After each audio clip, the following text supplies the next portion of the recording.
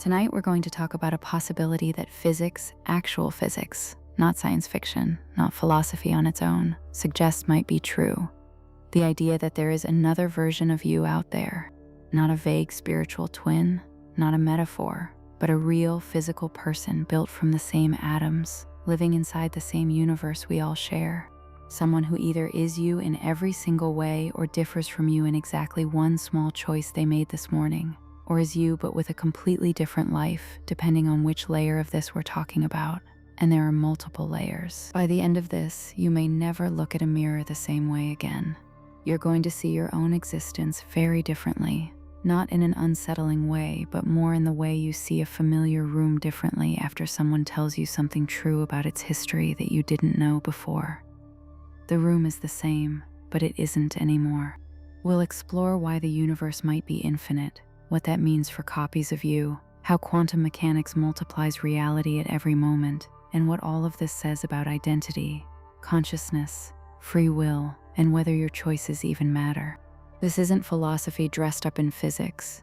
It's physics, following its own logic to conclusions that most people are not ready for. Before we get into this, if you've ever sat with a question that made the room feel slightly different afterward, the kind of question you carry around for days, take a second to like the video or subscribe. It's a simple thing, and it helps this channel reach more people who think about exactly these kinds of ideas. Now, let's go. Here's what most people assume. They assume the universe is large but finite. They assume there's one of everything. One Earth, one sun, one history, one version of you.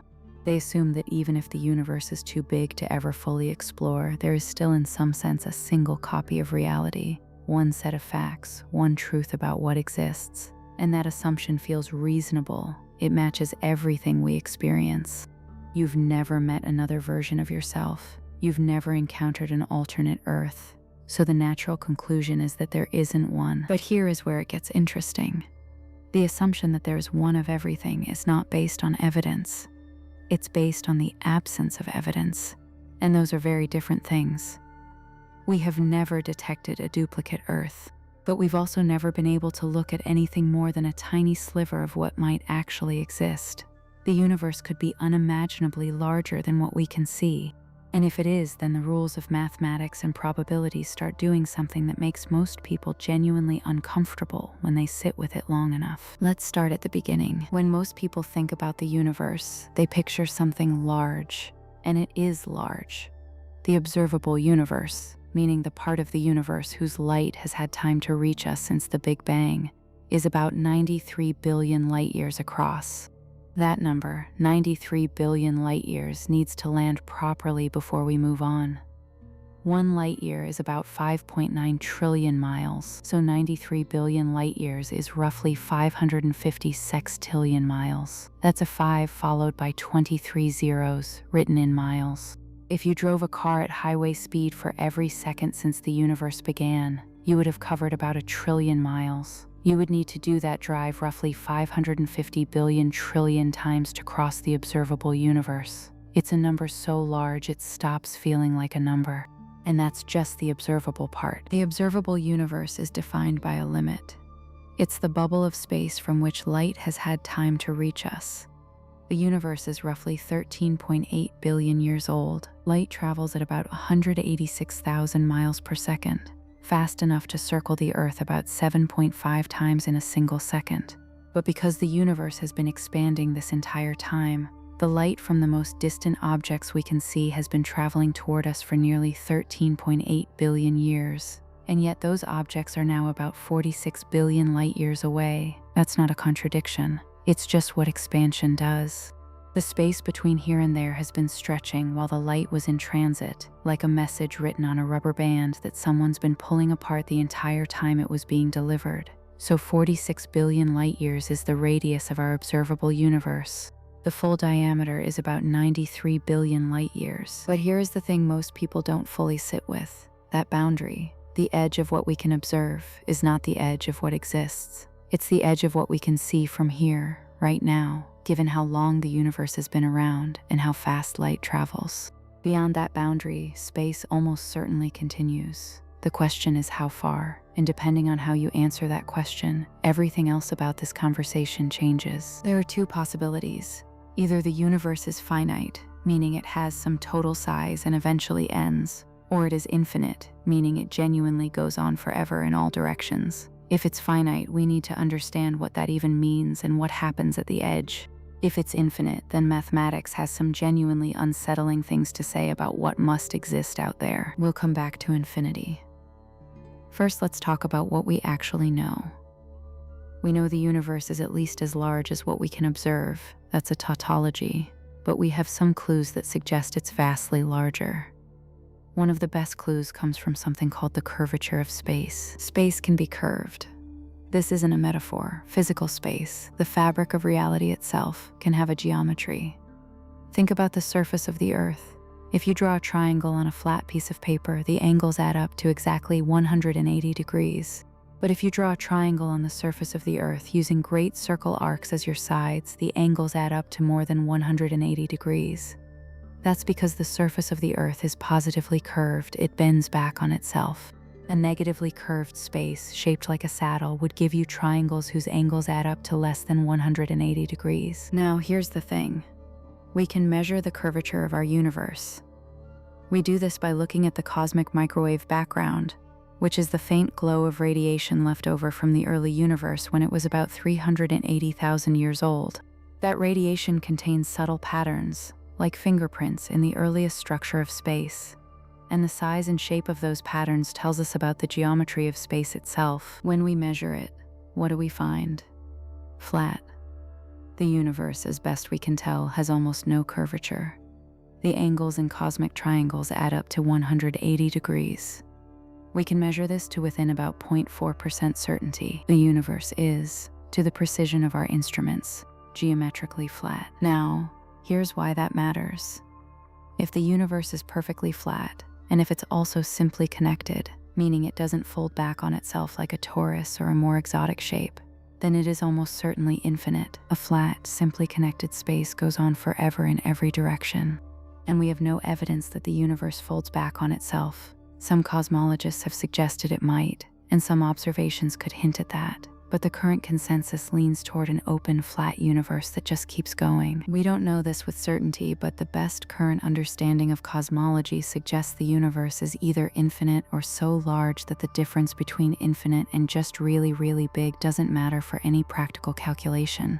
Some estimates based on the observed flatness, combined with our best models of inflation, suggest the entire universe could be at least 10 to the power of 10,000 times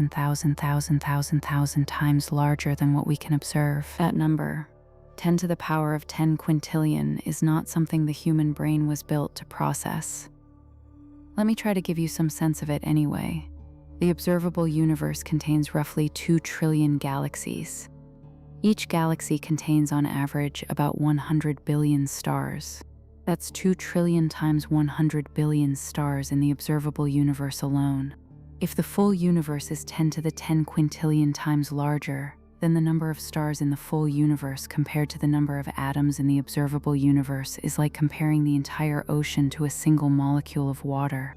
The observable universe would be less than a single atom against the backdrop of what might actually be out there. That's assuming the universe is flat and simply connected and infinite.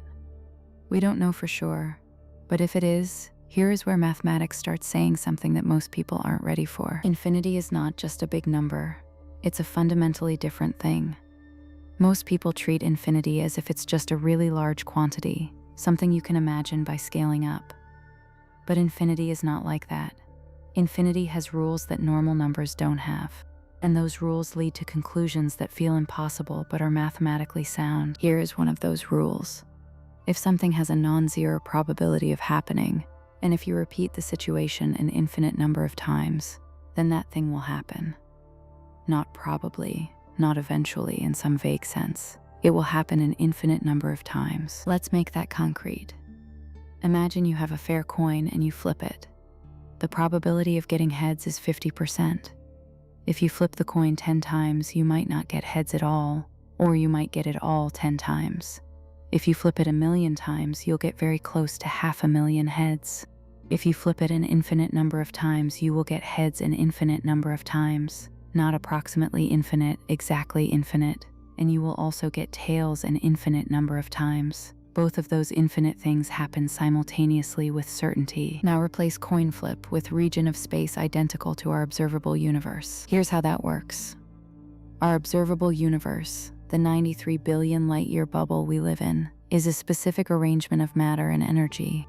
Atoms arranged in specific patterns, stars in specific locations, planets orbiting in specific ways, us here having this conversation in this particular configuration of space and time. This configuration, as complex and specific as it is not infinitely complex. It is made of a finite number of particles. There are roughly 10 to the 80th power atoms in the observable universe. 10 to the 80th power is a lot. Written out, it's a 1 followed by 80 zeros, a number so large that if every atom in the universe were a digit, you couldn't write it. But it is finite. A finite number of particles can only arrange themselves in a finite number of ways. The number of possible arrangements is enormous, but it is bounded. Physicists sometimes describe this in terms of quantum states. The observable universe exists in some specific quantum state. The total number of possible quantum states for a region of space this size has been estimated at 10 to the power of 10 to the power of 118. That's 10 raised to the power of a number that already has 118 digits. It is by any standard of human comprehension a number beyond numbers. And yet it is finite. If space is infinite, and if matter and energy are distributed throughout that infinite space at roughly the same average density we observe in our own region, which is our best current assumption, then every possible quantum state for a region this size must be realized somewhere out there. Not probably, necessarily, because you have infinitely many chances to hit each finite configuration, and any finite target hit by infinitely many chances is a certainty. This is not a metaphor, this is arithmetic, and one of those finite configurations is identical to ours. In fact, if space is truly infinite, there are infinitely many regions of space that are in exactly the same quantum state as our observable universe, meaning the same particles, the same stars, the same Earth, the same you, not similar, identical, down to the position of every atom in your brain as you're reading or listening to this right now. The physicist Max Tegmark, who has thought about this more carefully than almost anyone, estimates that the nearest identical copy of our observable universe is about 10 to the power of 10 to the power of 118 meters away. That's not a distance with a convenient comparison because no comparison exists for it in ordinary human life. The entire observable universe is about 8.8 times 10 to the 26th meters across. So the distance to your nearest cosmic twin is so much larger than the observable universe that it would take more zeros to write the difference than there are atoms in everything we can see. But if space is infinite, that distance is irrelevant. Distance in an infinite space is not a barrier to existence. Your twin is there. There is another you right now who has read this exact sentence and is having the same thought you are having about reading this sentence. That's the level 1 multiverse, and it's the most conservative version of this idea. It doesn't require any exotic new physics. It doesn't require parallel dimensions or quantum branching or anything strange. It just requires that the universe is large enough. And our best current physics suggests that it probably is. At this point, most people have an objection. It goes something like this. Okay, even if space is infinite, how do we know matter keeps going past what we can observe? Maybe our observable universe is a rare island in an otherwise empty void. Maybe beyond the cosmic horizon there's just nothing, or empty space, or some completely different kind of structure we can't predict. This is a fair question. We genuinely can't observe what's beyond our horizon. That's what the horizon means. So we're making an assumption when we extend our local physics outward. But here's why that assumption isn't arbitrary. The universe we observe looks remarkably uniform on large scales. When you zoom out far enough, averaging over distances of about 300 million light-years or more, the universe looks pretty much the same in every direction and at every point we can sample. The density of matter, the distribution of galaxies, the large-scale structure of cosmic web filaments and voids, it's all consistent with a universe that is roughly homogeneous and isotropic. Homogeneous means the same everywhere. Isotropic means the same in every direction. These two properties together are called the cosmological principle, and it's the bedrock assumption of modern cosmology. If the cosmological principle holds, then the universe beyond our horizon should look broadly similar to the universe inside it. Matter should continue to exist, galaxies should continue to form, stars and planets should continue to arise, and the same physical laws should govern all of it, because those laws appear to be universal within everything we can observe. Is this guaranteed? No. We can't prove the cosmological principle beyond our horizon. It's an extrapolation, but it's a well-motivated one, supported by everything we know about physics and by the way the universe looks in every direction we can point a telescope. So the most reasonable current picture is that beyond our observable bubble, space continues, matter continues, galaxies continue, and the physics continues to be the same, which means the conditions for life, for planets, for stars, for whatever arrangements of matter are needed to produce something like a human mind, those conditions should persist out there. And if they do, in an infinite space, every arrangement of matter that can occur will occur, including this one. There's another version of the objection, and it's more subtle. It goes, even if there are other regions of space with the same arrangement of matter, quantum mechanics means that there's always some fundamental randomness that prevents true perfect copies. Every quantum system has inherent uncertainty. So how can two regions be truly identical down to the quantum state? This is a real complication. Quantum mechanics does introduce genuine randomness. But here's the thing. The argument about infinite copies isn't based on identical quantum states in a hidden variable sense. It's based on quantum states in the many worlds or wave function sense. And when you account for that properly, the conclusion actually gets stronger, not weaker. We'll come to that in a while. But the short answer is that quantum mechanics doesn't rescue us from cosmic twins. If anything, it multiplies them. Let's keep building. We need to talk about inflation, not the economic kind, the cosmological kind. Because inflation is the reason the universe might be so unimaginably large. And once you understand inflation, the possibility of infinite copies stops being an exotic hypothesis and starts being a fairly natural consequence of the physics we think we understand. The very early universe, in the first tiny fraction of a second after the Big Bang, was in an extremely hot, dense state. We understand this phase reasonably well through the standard model of particle physics and general relativity, but there's a period even earlier than that, before the universe was about 10 to the minus 32 seconds old, which is 100 trillion times shorter than the blink of an eye, during which cosmologists believe something dramatic happened. During this period, the universe underwent a phase of exponential expansion, not fast expansion, exponential expansion. There's a difference. Fast expansion is when things get bigger quickly. Exponential expansion is when things get bigger by a constant factor in every equal unit of time, like compound interest, but for the entire universe. In practice, this means the universe doubled in size repeatedly in rapid succession, expanding by a factor of at least 10 to the 26th in a time period of roughly 10 to the minus 32 seconds. That expansion factor, 10 to the 26th, means the universe grew from something smaller than a proton to something roughly the size of a grapefruit in a moment shorter than any clock has ever measured. Why does this matter? Because inflation solves several major puzzles about our universe. It explains why the universe is so flat. It explains why the cosmic microwave background looks so uniform. It explains the absence of certain exotic relics that should have been produced in huge quantities in the very early universe, but which we never observe. All of these puzzles have natural solutions if the universe went through a period of exponential expansion. But inflation also has a consequence that most people don't think about. Once it starts, inflation is very hard to stop. Here's the idea. The exponential expansion during inflation was driven by some field or form of energy, often called the inflaton field, that had a very high energy density and caused space to expand rapidly. As inflation proceeds, this field slowly rolls toward a lower energy state, and when it reaches the bottom of that energy landscape, inflation stops in that region, and ordinary Big Bang physics takes over. But here's where it gets interesting. Quantum mechanics introduces fluctuations in the inflat field. In some regions, quantum fluctuations push the field to higher values rather than lower ones, causing inflation to continue, even accelerate in those regions. In other regions, the field rolls downward and inflation ends. The net result is that inflation, once started, never really stops everywhere. It ends locally in patches, producing separate regions of completed inflation that each become something like a Big Bang, a separate expanding universe.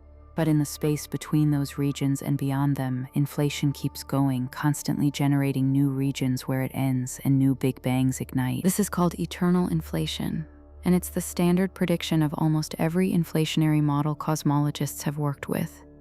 The universe in this picture is not a single bubble that expanded and cooled.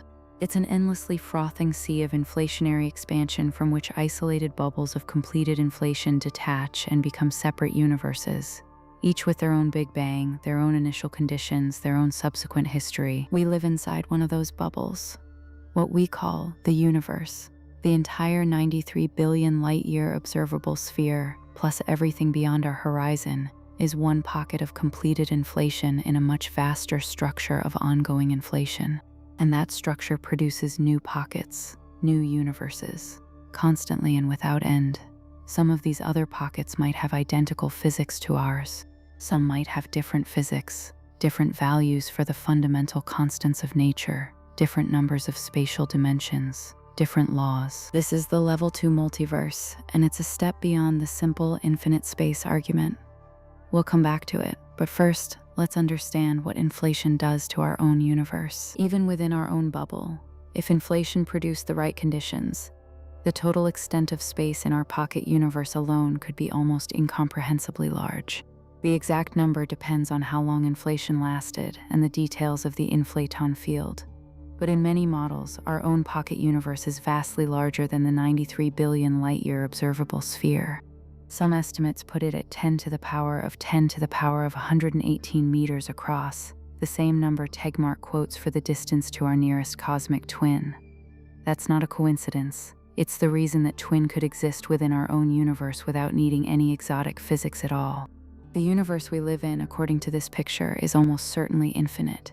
And in an infinite universe, we are not alone in any sense of the word. Let's slow down here because this is where the abstract becomes genuinely personal. We've established that in an infinite or near infinite universe with uniform physics, identical copies of our observable universe almost certainly exist. That means identical copies of everything in it, including you. But what does that mean? What does it mean for there to be another person who is, in every physical sense, you? The first thing to be clear about is what identical means in this context. We're not talking about a person who looks like you.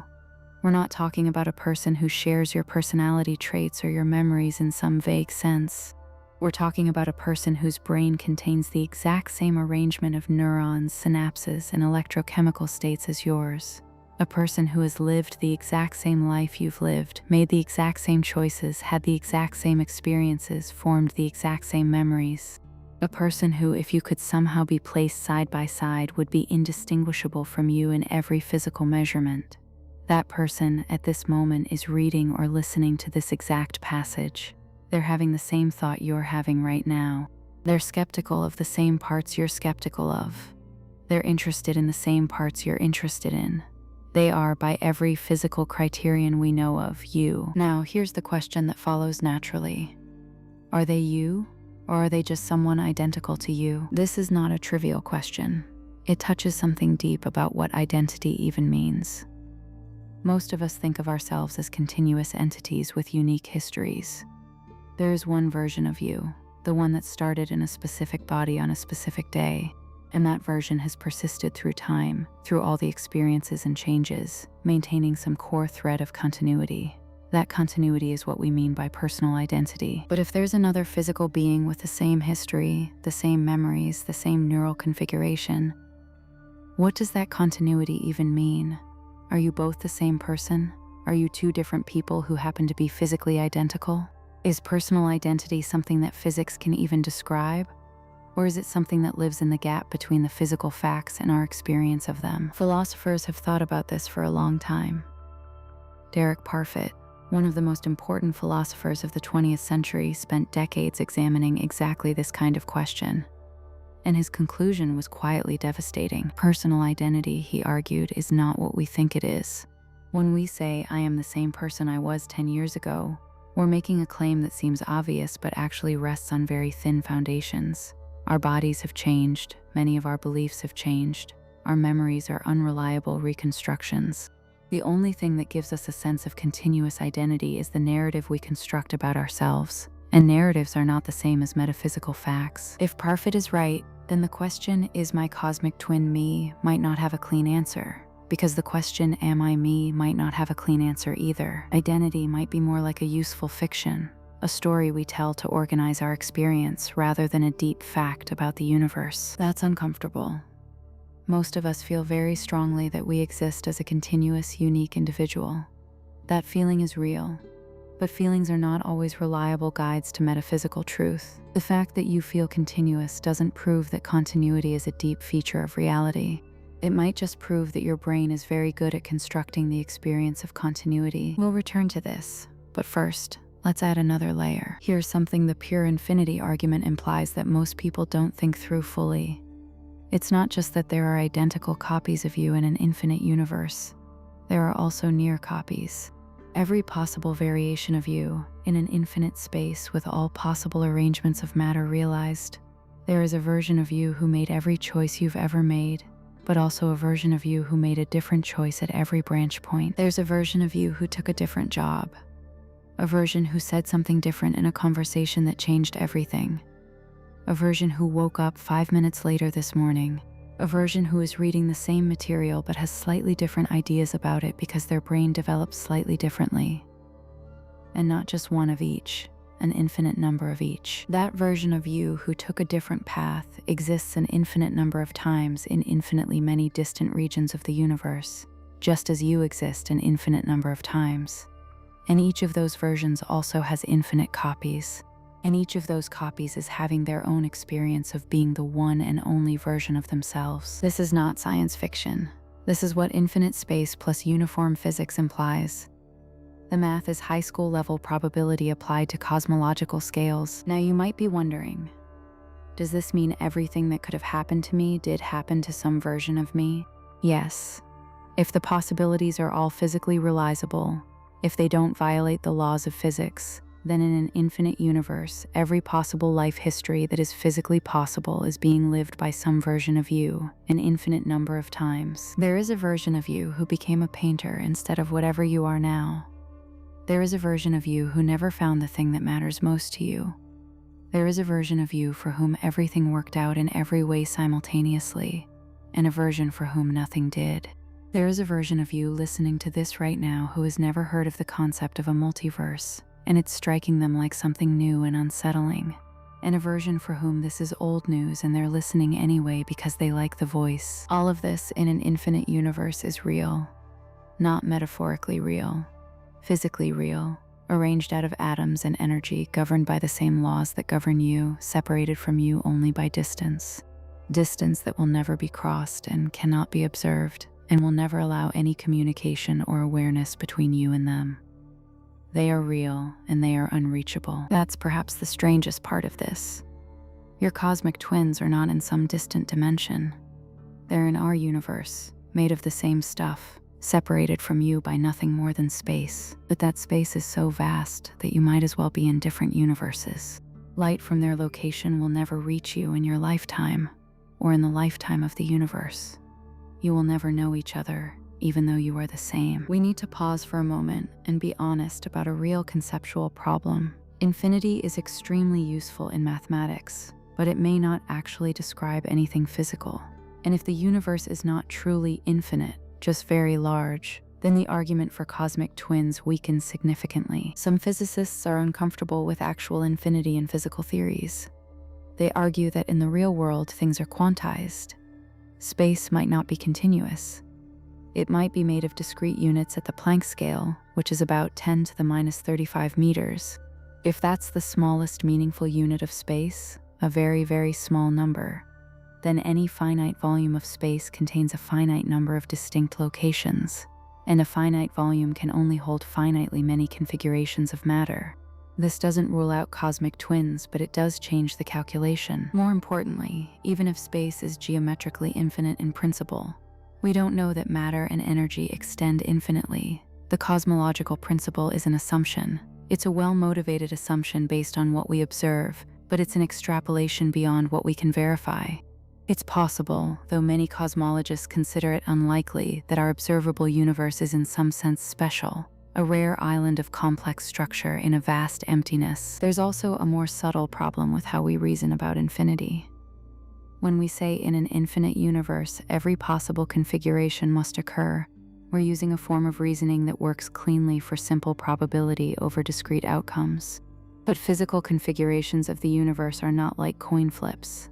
They're distributed across space in ways that depend on the physics, the boundary conditions, and the specific geometry. Whether an infinite space with uniform average density guarantees every possible local configuration is a more technical question than it first appears. This is not a fatal objection, but it's a real one.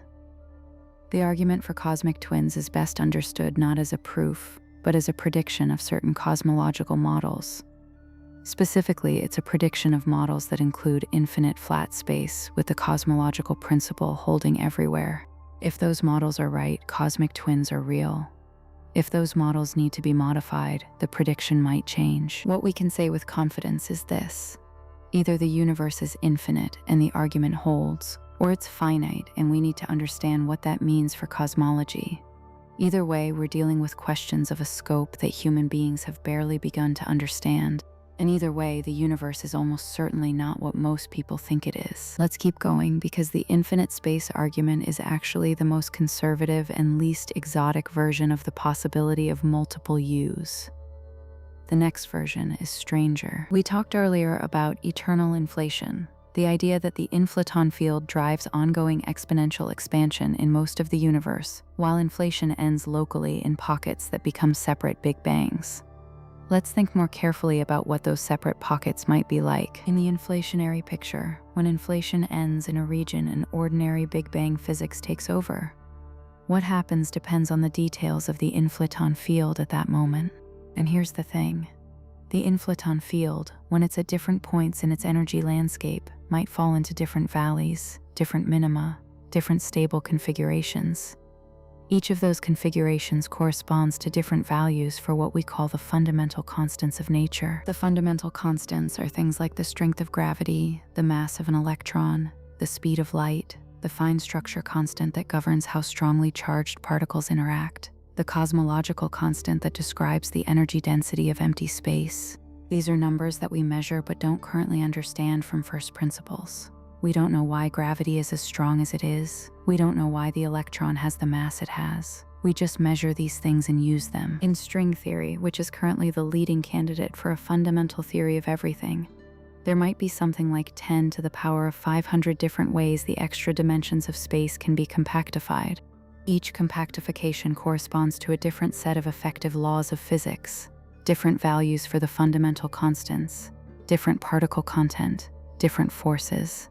This enormous collection of possible universes is called the string landscape. If eternal inflation is real, and if the string landscape is real, then different pockets of inflation might end up in different parts of the landscape.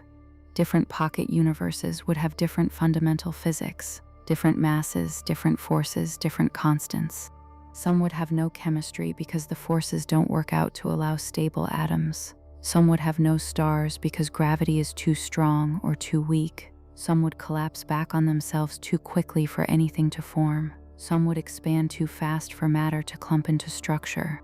Only a small subset of the possible configurations would allow for galaxies, stars, planets, and the kind of chemistry that produces complex, organized systems like living things. This is the Level 2 multiverse, a collection of pocket universes, each with their own Big Bang, each with their own physics, separated from each other not just by distance, but by fundamentally different laws of nature. We can't travel between them, can't communicate with them, can't observe them even in principle. Not because they're too far away in our kind of space, but because they're separated by the ongoing inflationary expansion that lies between them. Light from those regions will never reach us. This version of the multiverse is much more alien than the Level 1 version. In the Level 1 multiverse, your cosmic twin lives in a universe with exactly the same physics as yours, the same constants, the same laws. They're just far away.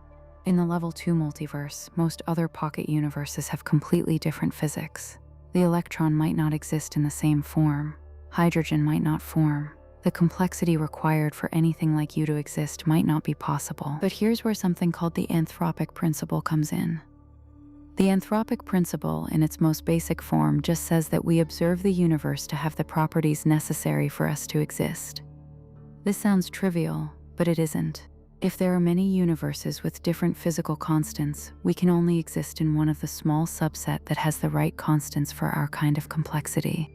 So of course we find ourselves in such a universe, not because those constants were designed or chosen for us, but because we couldn't be here to observe any other kind. This is actually a powerful idea.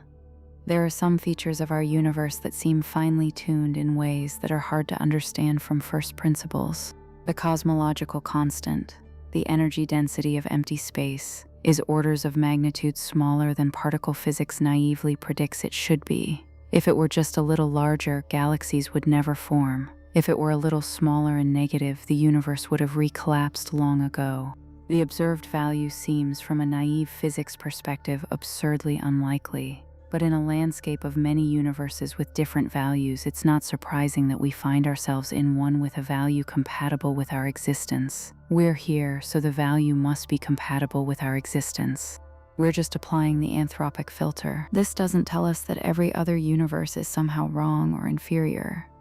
It just explains why we observe what we observe, given that we exist. The Level 2 multiverse is less directly relevant to the idea of copies of you, because most Level 2 universes have such different physics that nothing like you could exist in them. But in those pockets of the Level 2 landscape that do have compatible physics, and if there are infinitely many such pockets, as eternal inflation predicts, then those universes would themselves be infinite, and they would contain their own Level 1 versions of you. So the Level 2 multiverse doesn't remove the problem of cosmic twins. It adds layers to it. Now we get to the version of the multiverse that might be the most immediately consequential, because it operates not at cosmological distances, but right here, at every point in space, at every moment in time. This is the many worlds interpretation of quantum mechanics, and it's where the idea of infinite versions of you becomes not just possible, but in this framework, almost unavoidable. Quantum mechanics is our best theory of how reality works at the smallest scales. It describes how particles behave, how atoms form, how light interacts with matter, how the fundamental forces operate. It's been tested more precisely than any other theory in the history of science. Some of its predictions have been verified to an accuracy of about 1 part in a trillion, which is like measuring the distance from New York to Los Angeles to within the width of a human hair. But quantum mechanics has always had an interpretation problem. The mathematics of quantum mechanics describes reality not as a definite state, but as a superposition of many possible states, a wave function that assigns probabilities to all the possible outcomes of any measurement. When you measure a quantum system, the wave function appears to collapse to a single definite outcome. The electron is here, not there. The photon is horizontal, not vertical. Schrödinger's cat is alive, not dead. But the theory itself doesn't describe this collapse. The equations of quantum mechanics describe the wave function evolving smoothly and deterministically. They don't have a collapse mechanism. Physicists in the early days of the theory dealt with this by essentially saying, don't worry about the interpretation, just use the equations to make predictions, and the predictions match experiments. This pragmatic approach is sometimes called shut up and calculate. But the interpretation problem never went away, and in 1957, a graduate student named Hugh Everett proposed a solution that was initially ignored and is now considered by many physicists to be the most natural reading of the quantum formalism. His idea, the collapse never happens, the wave function always evolves according to the equations. There is no special moment when quantum possibilities resolve into classical reality. Instead, every time a quantum system interacts with a measuring device, which is to say, every time any physical system interacts with any other physical system in a way that could distinguish between quantum states, the wave function of the combined system branches. All the outcomes happen, but they happen in branches of the wave function that no longer interact with each other. From the perspective of an observer in one branch, the other branches are inaccessible, effectively unreal. But in the global wave function, they're all real. This is the many worlds interpretation, or the Everett interpretation, or the many worlds hypothesis. And here's what it implies for you. Every quantum event that could have gone differently did go differently in a branch of the wave function. Every single one. Every time a photon could have reflected or been absorbed. Every time an electron could have jumped to a higher energy level or stayed. Every time a radioactive atom could have decayed or not decayed. At every one of these junctures, which is happening constantly in every cubic centimeter of space, the wave function branches, and both outcomes occur. Your brain is a quantum system. The chemical and electrical processes in your neurons involve quantum events. When you make a decision, the physical process underlying that decision involves quantum events. Every quantum branch point in the history of your brain is a moment where a version of you went one way and a version of you went another way. In the many worlds picture, the universe is constantly multiplying. Every moment contains an enormous, possibly infinite, branching of reality into parallel branches that share a common history up to that point, but diverge afterward. And every branch contains a complete, fully real version of the people in it, experiencing their branch as the entirety of reality. Right now, in the many worlds picture, there are versions of you who made a different choice at every choice point in your life. Not just the big choices, like where to go to school or who to marry. Every choice, every thought that hovered between two possibilities, every moment of hesitation, every reflex that could have gone slightly differently. All of those possibilities are realized in branches of the wave function that are just as real as the one you're experiencing right now. The version of you in another branch who made a different choice this morning is not a theoretical abstraction. They're physically real, made of real matter, experiencing their life as completely and vividly as you're experiencing yours. The only thing that makes your branch feel like the real one is that you're in it. This is the level 3 multiverse in Tegmark's classification. And unlike the level 1 and level 2 multiverses, it doesn't require the universe to be infinite, or inflation to be eternal, or the string landscape to be real. It just requires that quantum mechanics is taken seriously, that the wave function is real, and the equations always hold, which is the most natural reading of the theory. Now, a lot of physicists are not comfortable with many worlds. Not because of the math, but because of what it implies. It implies an almost incomprehensible multiplication of reality. If every quantum event branches the universe, and quantum events are happening all the time everywhere, then the number of branches is growing at a rate that defies any ordinary description. Every second, the number of branches of reality increases by something like 10 to the power of tens of trillions. In all of those branches, some version of you exists, having some version of an experience. Some physicists find this too extravagant. They prefer interpretations that don't multiply reality so aggressively. But here's the thing. The other interpretations of quantum mechanics all have their own problems. The Copenhagen interpretation says the wave function collapses when an observation is made, but doesn't define what counts as an observation, or when exactly the collapse happens. The pilot wave interpretation works but requires non-local hidden variables and doesn't extend naturally to relativistic physics. Various other interpretations have their own conceptual difficulties. Many worlds, whatever its metaphysical strangeness, has no collapse, no undefined terms, no special role for observers. It's just the equations applied consistently, which makes it in a certain sense the most economical interpretation, despite appearing to be the most extravagant. Whether many worlds is right is genuinely unknown. But if it is, the number of versions of you in existence right now is not some large finite number. It's something more like the cardinality of the continuum, the same infinity that describes the real numbers rather than just the integers. Not the infinity of distance in space, but the infinity of branching moments. Here's something that doesn't get talked about enough. Every version of you in every branch of the quantum wave function, in every cosmic twin and every distant region of infinite space, experiences their life as the only one.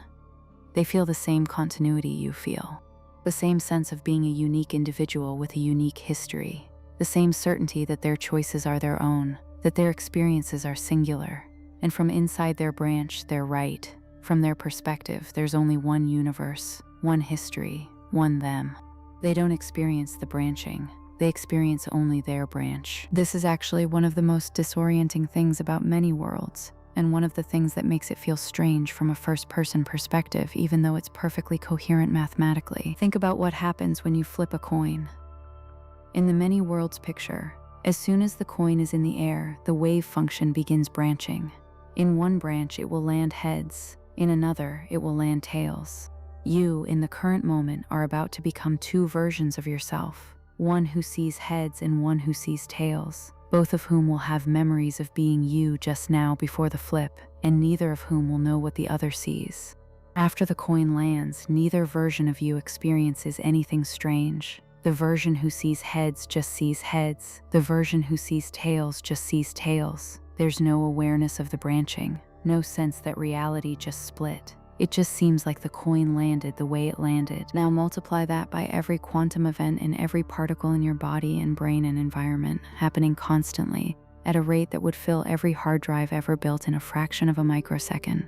Every single moment of your life. That's the branching that's happening. And yet you experience none of it as branching. You experience it as a single, continuous, coherent reality. This is not surprising. The branches, by definition, don't interact after they diverge. Your branch is opaque to the others. The decoherence process, which is how physicists describe the way quantum superpositions lose their quantum character when they interact with large, complex environments, ensures that branches become independent of each other almost instantaneously. They can't be distinguished from within any branch. They can only be seen from outside, from the perspective of the global wave function, which no observer inside any branch has access to. This means that the existence of all those other versions of you is permanently inaccessible to you. You will never experience being them. They will never experience being you. You cannot communicate with them or even in principle know what's happening in their branches. In every practical sense, from the inside, you are the only version of yourself. But from the outside, from the perspective of the equations, all of you are real. This is one of those places where the physics and the lived experience point in opposite directions. Physics says all the branches are equally real. Experience says only one branch is real. Both are, in their own terms, correct. They're just using real to mean slightly different things. Here's where things get genuinely strange. And this is the part that most people have never heard of, even people who know about the multiverse.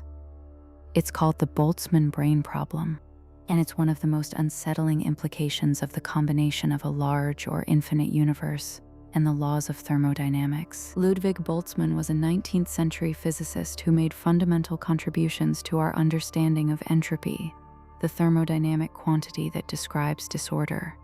His key insight was that entropy is related to probability. High entropy states are states that can be arranged in many ways.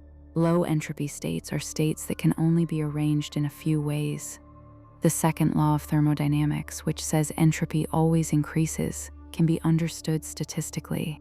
It's not that disordered states are forced to arise. It's that they're overwhelmingly more likely than ordered ones, simply because there are so many more of them. A glass of water with ice in it is a low entropy state. The ice is a highly ordered arrangement of water molecules. As heat flows from the room into the ice melts and the water molecules move from a more ordered to a less ordered arrangement. This happens because the disordered state is overwhelmingly more probable. If you waited long enough by random thermal fluctuations, the ice could in principle reform. But the waiting time would be longer than the current age of the universe by an unimaginable factor. Here's the thing. In an infinite space and time, even incredibly improbable things happen. This is the same argument we made earlier about cosmic twins. If you wait long enough, or if there's enough space, random fluctuations will produce any configuration of matter you can name, including a human brain. A Boltzmann brain is a thought experiment. Suppose that in the far future, when the universe has expanded and cooled and stars have burned out and most structure has dissolved into a low-density thermal equilibrium, random quantum and thermal fluctuations continue forever. In the vast stretches of this near-empty universe, occasionally, by pure chance, a fluctuation will produce an ordered structure, a complex one.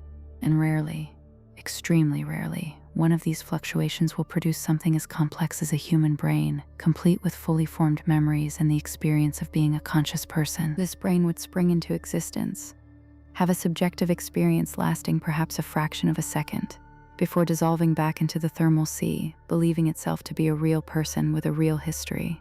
The memories it has are false, generated by the fluctuation rather than by actual experiences. But from the inside, it wouldn't know the difference. The troubling question that physicists have raised is this: in an infinite universe that persists long enough, how many Boltzmann brains are produced compared to ordinary evolved brains? If the answer is many more Boltzmann brains, then the most likely explanation for any particular conscious experience, including yours right now, would be that you're a Boltzmann brain. Your memories would be illusions. Your sense of a real history would be a random fluctuation. The universe you think you remember might not exist. This sounds like science fiction, but it's a real problem that cosmologists have spent serious effort on, because it's a genuine logical consequence of combining certain cosmological models with thermodynamics and the anthropic principle. If a cosmological model predicts that Boltzmann brains vastly outnumber ordinary evolved minds, that's actually an argument against the model, because we're fairly confident we're not Boltzmann brains. If we were, our memories of physics experiments and our experience of a consistent external world would be illusions, and the model couldn't actually be used to reason about reality. Most working physicists believe we're not Boltzmann brains for several reasons. The most important is that our observed universe is in a particular low entropy state that's consistent with a genuine early Big Bang, not with a random fluctuation. A Boltzmann brain fluctuation would produce only the brain and its memories, not an entire consistent low entropy universe to go along with it. Since we observe a low entropy universe, and since a random fluctuation would be much more likely to produce just a brain than a whole consistent universe, the fact that we're embedded in a consistent low entropy universe is evidence that we're not Boltzmann brains. But the Boltzmann brain problem does illustrate something important. When you start combining infinite space, infinite time, and statistical mechanics, you get genuinely unexpected and hard to rule out possibilities. The possibility of cosmic twins and the Boltzmann brain problem both arise from the same basic observation. In a large enough universe, improbable things become inevitable. The question is always which improbable things, and that depends on the physics. What this all means is that the question of what exists and why is genuinely open in ways that go far beyond what most people realize. Now, we're going to go one more level deeper. This is the one that leaves most people quiet for a while afterward. The level 1, 2, and 3 multiverses all share something in common. They're all physical. They're all part of a physical reality that has the same mathematical laws operating within it. Level 1 extends that reality further in space. Level 2 produces new regions with different physical constants. Level 3 branches it at every quantum event. But in all three cases, there's a physical world described by mathematics. The Level 4 multiverse, or the mathematical universe hypothesis, proposed by Tegmark, goes further. It says that every mathematical structure that is consistent and self-defining corresponds to a real physical existence. Not just our mathematical laws, not just nearby variations of our laws, but every possible mathematical structure, every possible set of equations, every possible formal system. If this is right, then our universe is not special in its mathematics. It's one of an infinite collection of mathematical structures, each of which is equally real in the sense that it has genuine existence. Some of those structures would be simple, just arithmetic, just basic geometry. Some would be enormously complex, with many dimensions, many particles, many forces. Some would contain structures complex enough to support what we call conscious observers, and among those some would be this universe. This is the most radical version of the multiverse idea. It says that existence and mathematical description are the same thing. A mathematical structure that exists abstractly also exists physically. There's no separate physical substance added to the mathematics. The mathematics is all there is. If a self-consistent set of equations describes a universe with conscious observers, those observers are real. Why would anyone believe this? Not as a spiritual or aesthetic preference, but as a serious physical hypothesis. Here's the argument. When physicists describe our universe, they describe it with mathematics. They don't say there are particles and also there are equations that describe those particles. They say the equations are the deep description of reality. The more we learn about physics, the more reality looks like it's mathematical all the way down. There's no bedrock of physical stuff underneath the math. There's just the math. If that's true for our universe, why would it not be true for other mathematical structures? Why would our particular mathematical structure have the privilege of physical existence while others are just abstract objects? That asymmetry would need explaining. The mathematical universe hypothesis says there is no asymmetry. All consistent mathematical structures exist. Ours is just the one we find ourselves in, because it's one of the ones that supports conscious observers. This is actually a clean solution to one of the deepest puzzles in science. Why does the universe have the mathematical structure it has? The answer in the mathematical universe hypothesis is that it doesn't have to have any particular structure, it just has to have a structure. And we're in this one because this one allows us to exist. The implications of the level 4 multiverse for the idea of infinite versions of you are even more extreme than the earlier levels. In the mathematical universe hypothesis, every possible universe that contains a conscious being similar enough to you to count as you in some meaningful sense exists. Not just the ones with slightly different physical constants, or the ones where different quantum branches occurred, but universes with completely different physics that happen to support something analogous to human consciousness. Universes with 5 spatial dimensions and a different set of particles, if those universes can support something like minds. Universes with entirely different laws of causation, if those laws allow for self-referential complexity. In the level 4 multiverse, you is not just a particular arrangement of atoms in a particular universe. It's any mathematical structure complex enough to give rise to the pattern of information processing that corresponds to your experience. And if existence and mathematical structure are the same thing, then all of those mathematical yous exist. This is the furthest edge of the idea, and it's genuinely unknown whether it's correct. Many physicists find it too speculative, too difficult to test, too reliant on philosophical assumptions that go beyond physics. Others find it the most natural completion of the direction physics has been going. The debate is real and it's ongoing, but the core of the claim that mathematics and existence might be the same thing is not obviously wrong. And if it's right, it changes not just what we think exists, but what we mean by existence itself. Let's come back down to Earth for a moment. In the many worlds interpretation, every time a quantum event could go one of several ways, all of the ways happen. Your choice, your decision, your action produces all possible outcomes in different branches. So what does it mean to choose? What does it mean to try to do something? If every possible outcome of your choice is real in some branch, does your choice matter? This is one of the most common objections to many worlds, and it's worth taking seriously. If every branch is real and every branch contains a version of you experiencing its outcome, then what is the point of trying to make good choices? The good outcome happens in one branch and the bad outcome happens in another, and both are real. Does your choice just determine which branch you end up in, not which branch exists? Here's how to think about this. Even in many worlds, choices have consequences.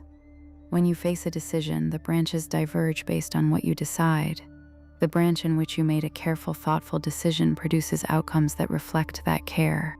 The branch in which you made a careless decision produces outcomes that reflect that carelessness. You, as an agent making the decision, care about which branch you end up in because you'll be experiencing the consequences. It's like this. Imagine you're standing at the top of 2 different paths, and you know that one path leads to a pleasant destination and the other leads somewhere unpleasant. In many worlds, some version of you goes down each path, but that doesn't mean it doesn't matter which one you choose. You, right now, at the decision point, are about to become the version who experiences one of those paths. You want to be the version on the good path. That desire is real, and the choice is real. Probability in many worlds has a technical interpretation connected to the Born rule, which is the part of quantum mechanics that says how to calculate the probability of different outcomes. In many worlds, the Born rule becomes a statement about the weight of different branches in the wave function, what's sometimes called the measure of each branch. High probability branches have more measure. Low probability branches have less. This determines how you should rationally act and what you should expect to experience. The details of how to derive the Born rule from many worlds is a deep technical question that physicists are still working on. But the basic point stands. Even if all outcomes occur, they don't all occur with equal weight. And rational behavior is to act as if you're maximizing expected outcomes weighted by branch measure, which is the same thing you do if you believed in a single universe picture where probabilities are real. So the practical upshot is, your choices still matter. They determine which branch of reality you occupy, and that branch is the one you'll live in and experience. The fact that other versions of you live in other branches doesn't diminish the reality of your choice any more than the fact that other people live other lives diminishes the reality of your life. But here's the thing that does change. The choices that feel like failures, the paths not taken, the possibilities abandoned in the many worlds picture, They're not lost. Some version of you took them. Some version of you is living the life you chose not to live. Some version of you is reading this right now from a completely different place in life than you are. And that version also feels like they're the one who made real choices. Whether this is comforting or disorienting depends on how you hold it. It can feel like it diminishes the significance of your particular path, since every path is taken, or it can feel like it validates all paths, since nothing is truly lost. Neither of those is more correct than the other. They're just different responses to the same fact. The question of free will connects naturally to all of this, and it's worth spending some time here because it's one of the places where the cosmological and the personal become genuinely entangled. The traditional problem of free will runs like this. If the universe is deterministic, if every event is the inevitable result of prior causes according to fixed physical laws, then your choices are not really free. They're the predetermined outcomes of physical processes in your brain, which were themselves predetermined by prior causes going back to the Big Bang. You feel like you're choosing, but the feeling is itself a predetermined event. Your sense of agency is an illusion. Quantum mechanics seemed at first to offer an escape, because quantum events are genuinely random, not just practically unpredictable, but fundamentally undetermined. Perhaps the randomness introduces a kind of freedom. The physical events in your brain are not predetermined by prior causes because some of them are genuinely random, but random is not the same as free. If your choices are partly determined by random quantum events, that doesn't give you more agency. It just replaces deterministic unfreedom with random unfreedom. You're not freely choosing, you're just part of an unpredictable system. In the many worlds picture, the situation changes again. The wave function evolves deterministically. There's no collapse, no randomness in the fundamental dynamics. The branching appears random from the inside of any branch, but the global wave function is deterministic. So from the global perspective, everything is determined. From the local perspective, inside any branch, things look random. Neither perspective gives the traditional free will that most people intuitively believe in. But here's a different way to think about it. The question of free will might be asking the wrong question. The question, are my choices determined, presupposes that there's a fact about what your choice really is, independent of your perspective.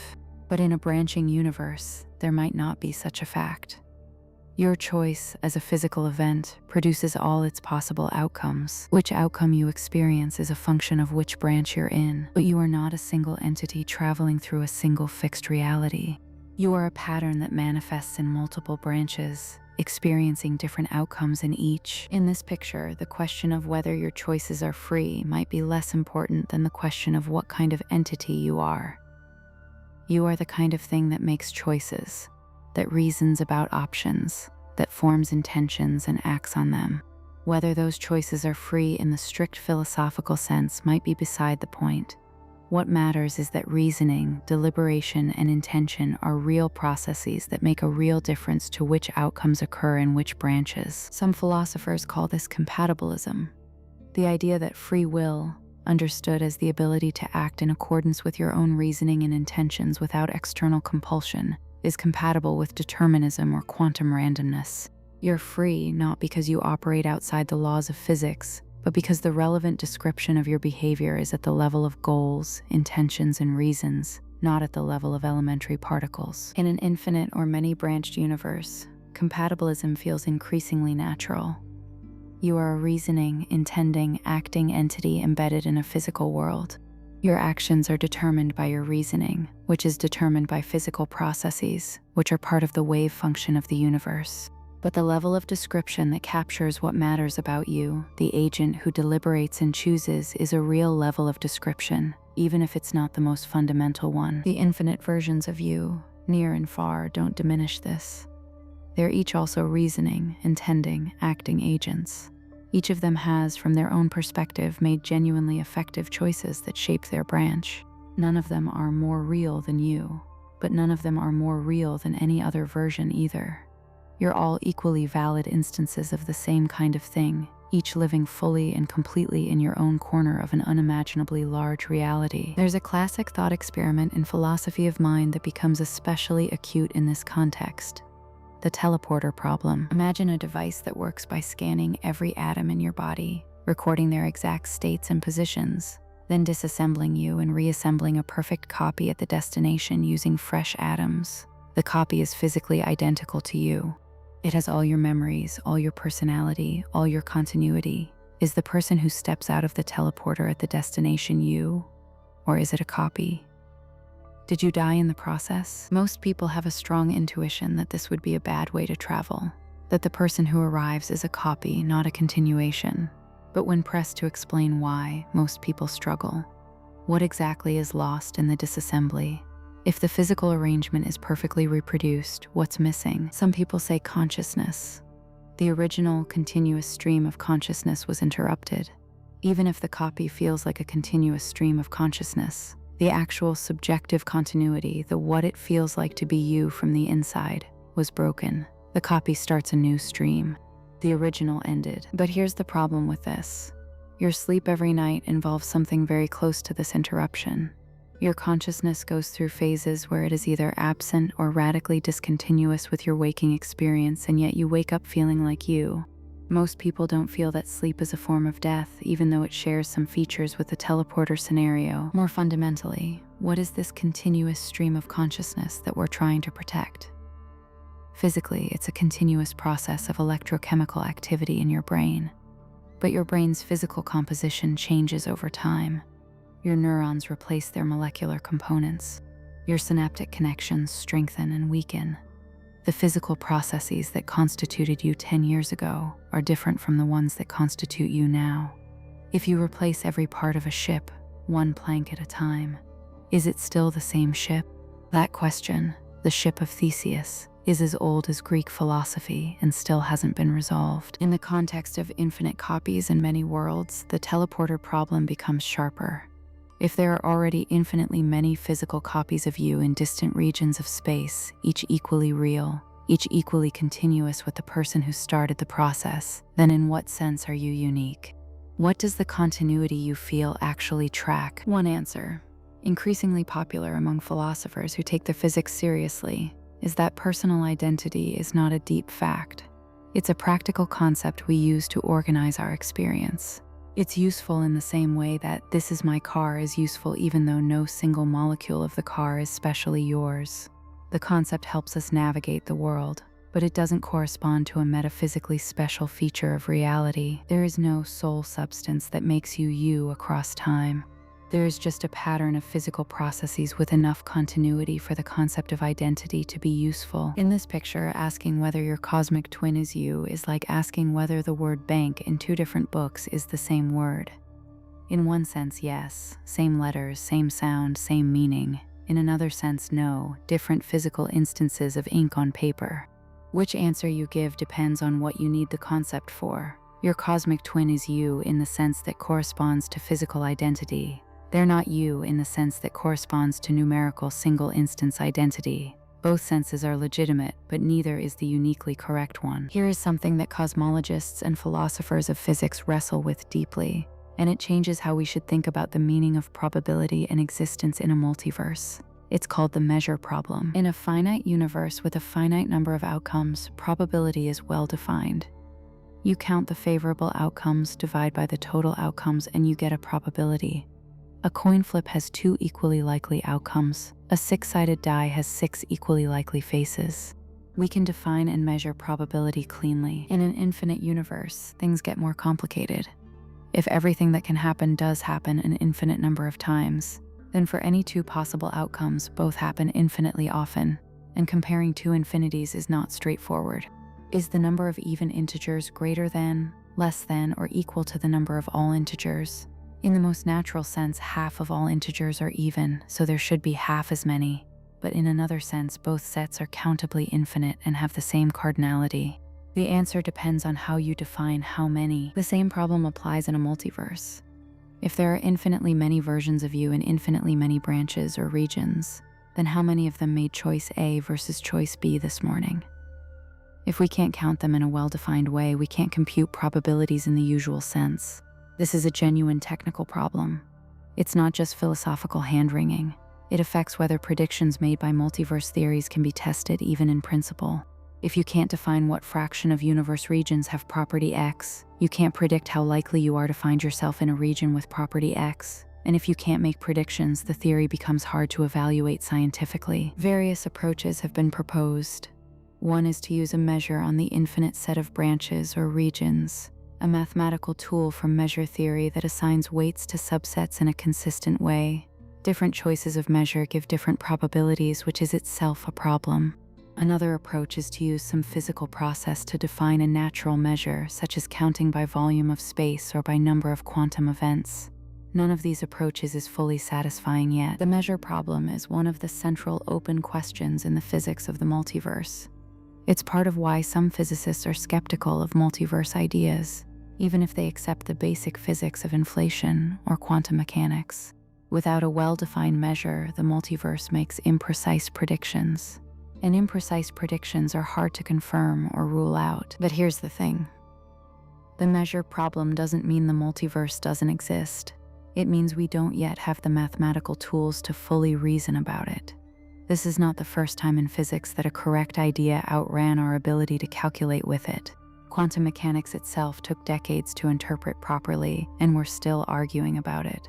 General relativity predicted black holes decades before anyone thought they could actually exist. The measure problem is a technical obstacle, not a philosophical refutation.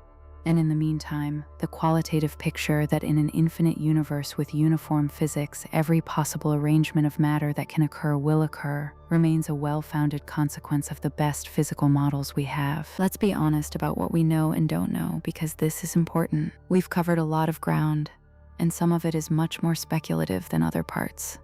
Let me separate these clearly. What we know with high confidence. The universe is about 13.8 billion years old.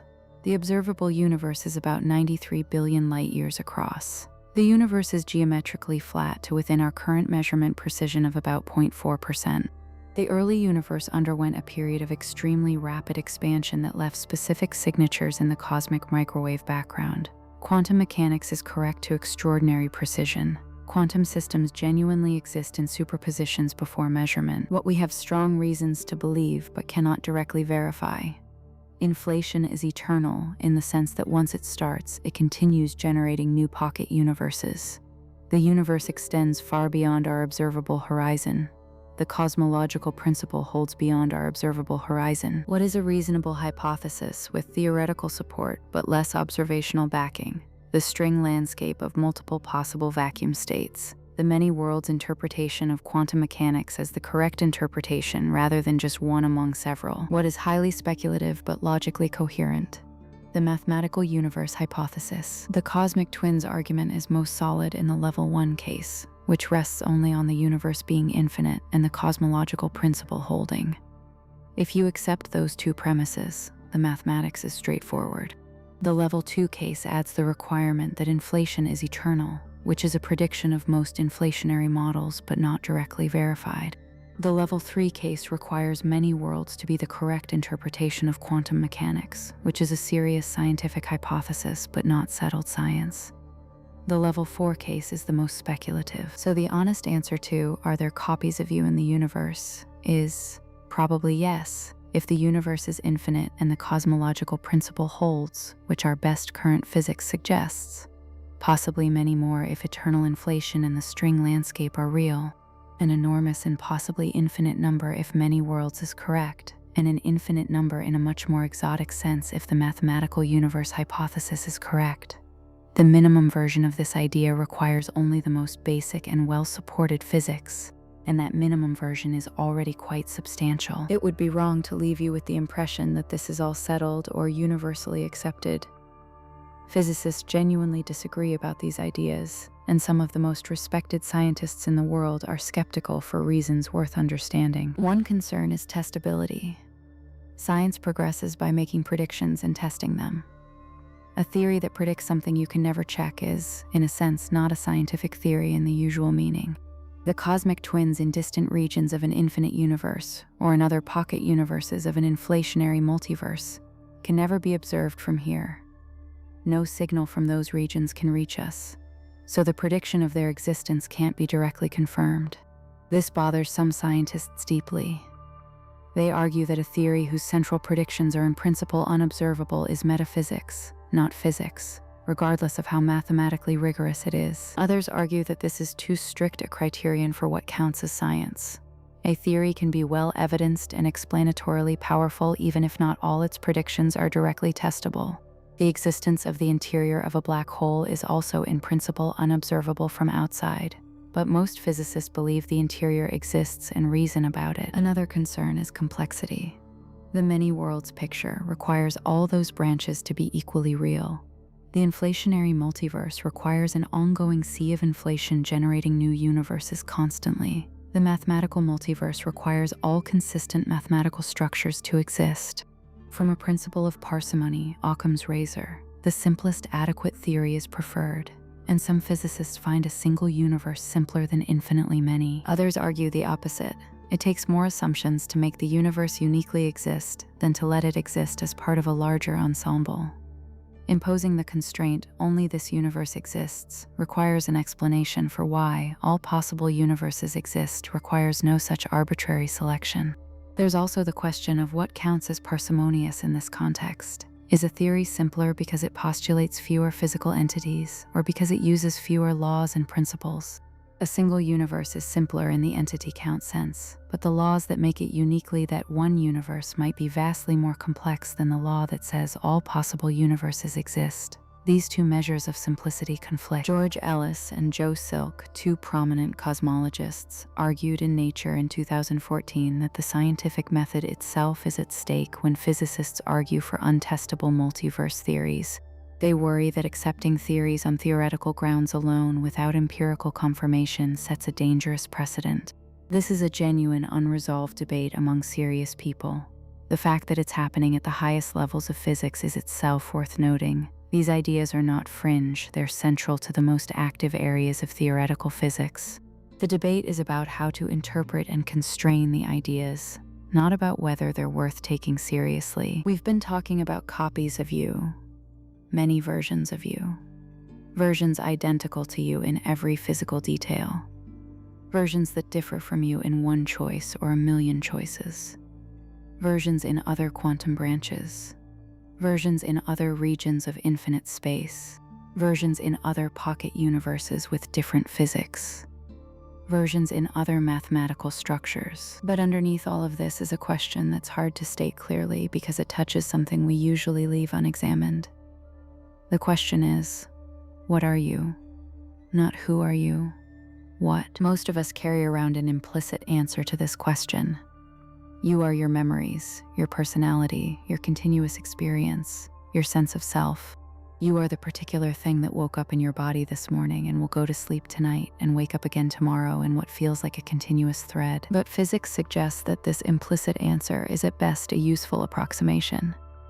The you that is described in physics is a pattern of information encoded in matter, a highly specific, temporary, exquisitely organized configuration of atoms and energy that processes information, generates predictions about its environment, models itself and the world around it, and experiences something, whatever that something is.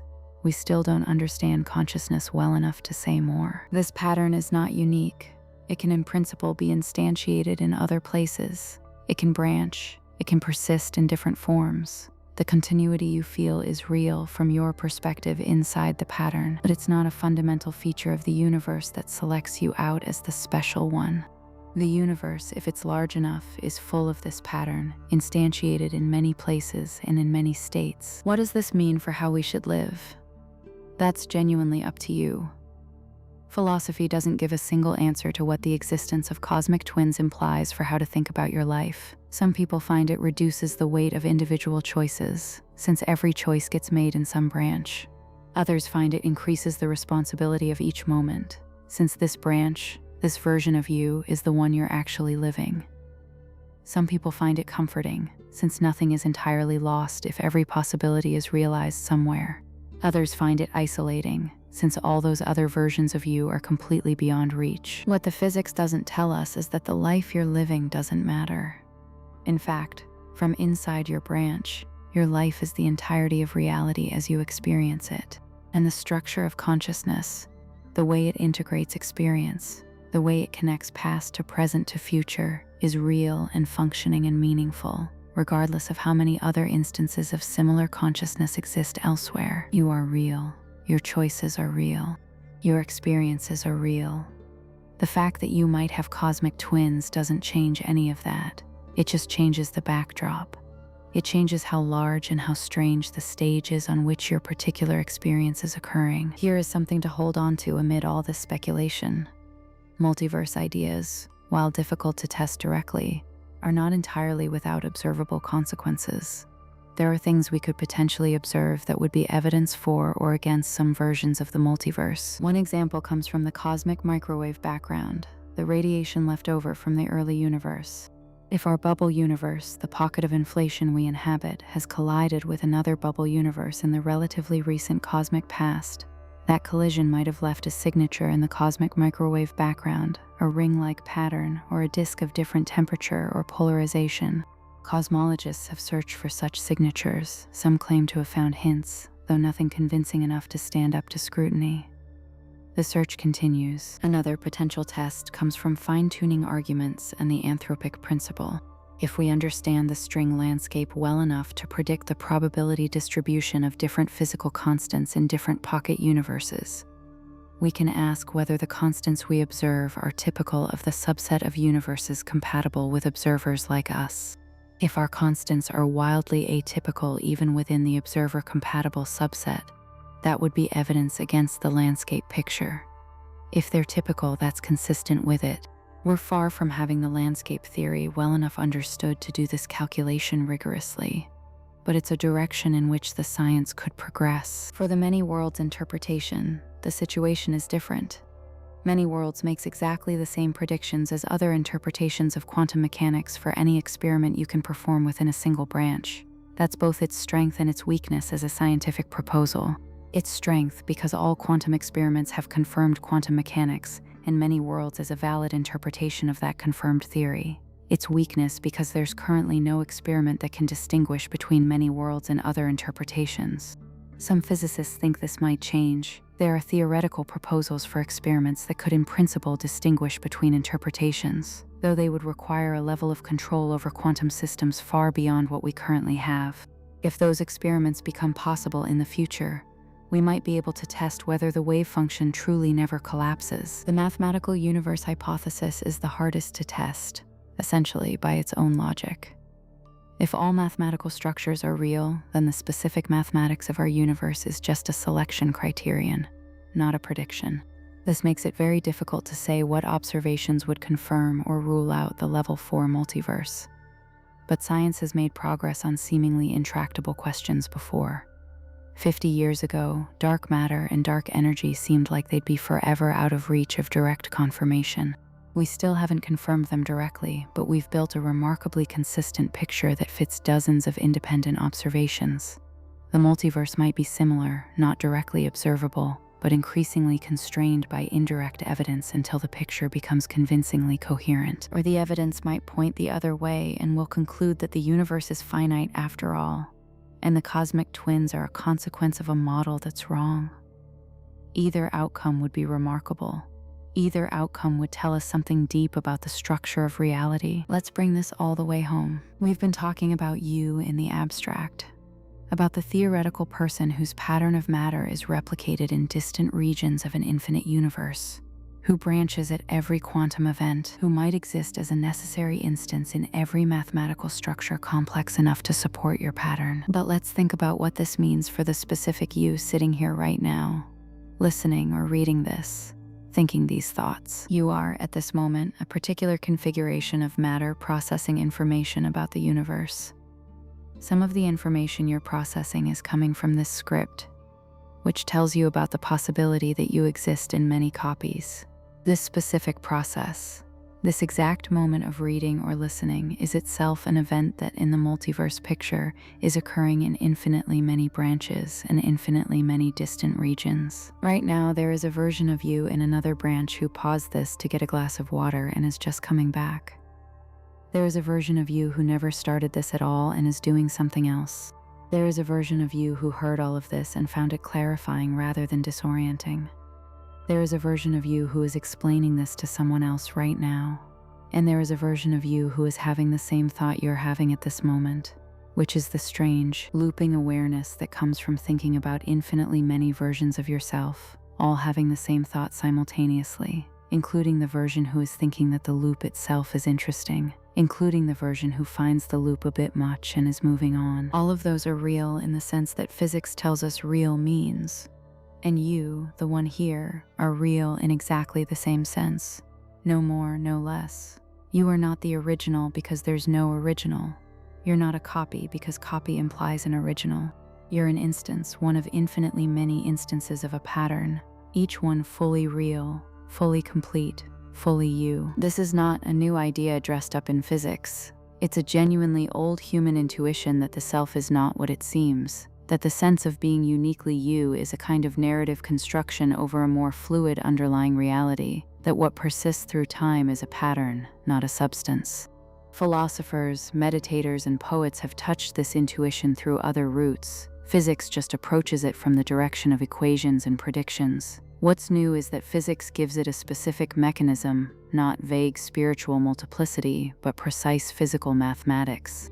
Not a metaphor for impermanence, but an actual calculable consequence of cosmology and quantum mechanics. The familiar intuition that you are both special and not so special, that you are continuous and also always changing, that you are singular and also part of something much larger, turns out to have a mathematically rigorous version buried in the foundations of modern physics. This might be the most important section, because the possibility of infinite versions of you, compelling and well-grounded as it is in current physics, rests on assumptions that might be wrong. And being clear about what we don't know is not a sign of weakness in the science. It's one of the most important features of how science actually works. We don't know if the universe is infinite. We know it's flat to within our measurement precision. But a slightly curved universe that's finite could be so large that our measurements can't detect the curvature. Such a universe would be enormously large but not infinite. And in a merely enormous but finite universe, the cosmic twins argument works only if the universe is large enough. If it's large but finite, there might be 0 copies of you, or many, depending on the size. We don't know if inflation is eternal. Eternal inflation is a robust prediction of many inflationary models. But the details of the inflation field are unknown, and different models give different predictions. Some inflationary scenarios don't produce eternal inflation. Without eternal inflation, the universe might be large but not a sea of pocket universes. We don't know if the string landscape is real. String theory is mathematically rich and has properties that make many physicists believe it's on the right track, but it hasn't produced confirmed predictions in the way the standard model of particle physics has. The landscape of vacua might be a real feature of nature, or it might be an artifact of how string theory is currently formulated. We don't know if many worlds is the correct interpretation of quantum mechanics. It's a natural reading of the formalism, and many physicists find it compelling, but natural and correct are not the same thing. Other interpretations remain viable, and distinguishing between them may require experimental capabilities we don't currently have. We don't know if consciousness, identity, and personal experience are the kinds of things that can be replicated or branched in the ways the multiverse picture suggests. If there's something about consciousness that isn't captured by the physical pattern of a brain. If there's something more to subjective experience than the physical arrangement and processing of matter, then the claim that another you exists somewhere might be more complicated than it sounds. The hard problem of consciousness, the question of why there's something it feels like to be you, remains genuinely unsolved. Each of these unknowns is a real limit on our current knowledge. The multiverse is not a settled fact. It's the best current picture given the best current physics, and that picture is compelling. But science is a process of continually refining the picture, and future discoveries could shift this significantly. What we know for certain is that the universe is enormously larger and stranger than ordinary experience would suggest, that our place in it is not central in any physical sense, that the laws of physics don't seem to have been set up specifically for us, and that the mathematics of an infinite or near-infinite universe has implications that are genuinely surprising, genuinely unsettling, and genuinely worth sitting with. We've been in the cosmology for a while. Let's be concrete about what this means for actual human life. Not abstractly, concretely. If there are infinitely many versions of you, then every worst version of you is also real. Every version of you who made the worst possible choices in every situation, who hurt the people you care about most, who lived in a way you'd be ashamed of, is out there, equally real, equally physical, equally conscious. They feel bad about their life the same way you'd feel bad about it. They're real people having real experiences, and every best version of you is also real. Every version who rose to every challenge, who was patient when you were impatient, who said the right thing when you said the wrong thing, who made the choice you wish you'd made, they're out there too. They're real. They're you. This is not a reason to feel relieved that the good versions exist or despairing that the bad versions exist. It's more subtle than that, because you, the one making choices right now, are not guaranteed to be either the best or the worst version. You're just the version in this branch. And the version in this branch can still make better or worse choices from here. Here's the thing about the infinite versions. They don't help each other. They can't communicate. They can't share resources or advice or comfort. The version of you who figured everything out perfectly can't transfer that to the version still struggling. Each version lives in isolation from all the others, making their way in their branch with only what they have. The existence of better versions of you doesn't make your version's situation easier, and the existence of worse versions of you doesn't make your situation more forgivable. All of which means that the existence of infinite versions of you doesn't change the basic situation of the version you're in. You still have to make choices. You still have to live with them. You still have to navigate a complex world with incomplete information and finite time and real consequences. The cosmic scale of the multiverse doesn't dissolve any of that. It just changes the context in which it happens, and there's something oddly human about that. The universe is vast beyond comprehension. Your individual existence is a tiny flicker in it. Other versions of you exist in numbers that can't be meaningfully stated, and none of that changes the immediate reality of whatever you're dealing with today. That gap between the cosmic and the personal is something humans have always lived in. The multiverse just makes the cosmic end of it even more extreme. Here's something worth noting. The conclusions that physics is now groping toward about the nature of the self, its fluidity, its lack of a fixed essential core, its embeddedness in a larger physical reality, are conclusions that certain traditions of philosophy and contemplative practice arrived at through other routes, centuries or millennia before modern cosmology. Buddhist philosophy, for example, has long held that the self is not a fixed, essential entity, but a process, a temporary pattern of mental and physical events that gives rise to the experience of selfhood without there being a self-substance underneath it. The concept of anatta, often translated as non-self or not self, doesn't say that you don't exist. It says that the self you think you are, the fixed, continuous, essential you, doesn't quite exist in the way you think it does. What exists is a process, a pattern, an ongoing event. This maps remarkably well onto what physics suggests. The you that physics describes is a pattern of matter and information, not a substance. It's a process that persists through time by maintaining its pattern, not by carrying the same atoms around with it. There's no soul substance that makes you you in addition to the physical pattern. There's just the pattern. Stoic philosophy, coming from a different direction, arrived at something related. The Stoics argued that attachment to the idea of a unique, continuous, essential self is a source of suffering, because that self is fragile, temporary, and dependent on circumstances beyond your control. The wise response is to identify less with the particular configuration, the specific body and specific history, and more with the capacity for reason and virtue that any configuration of you could manifest. Again, this maps, if infinitely many configurations of you exist, each equally real, then identifying too strongly with this particular configuration is a form of category error. You're not uniquely this one instance. You're the kind of thing that this kind of pattern gives rise to. Anywhere the pattern occurs, that's a real instance of what you are. And what you are, as the Stoics might say, is less about the specific matter and more about the character and choices that the matter enacts. I'm not saying physics has confirmed Buddhist or Stoic philosophy. These traditions arrived at their insights through very different methods, and physics is not their successor or validator. But the convergence is interesting. It suggests that the insight that selfhood is more fluid, relational, and constructed than it seems is not just a product of any one method of investigation. It's a truth that multiple routes of honest inquiry tend to arrive at from different directions. There's comfort in that, maybe, or at least company. Across cultures and centuries and methods of inquiry, thoughtful people have come to similar conclusions about the nature of the self. Physics is the latest addition to that conversation, and physics brings precision and testability that the earlier methods lacked. But it's building on a very old intuition. There's a self-referential quality to this conversation that's worth making explicit. You are a conscious entity learning about the possibility that many versions of you exist.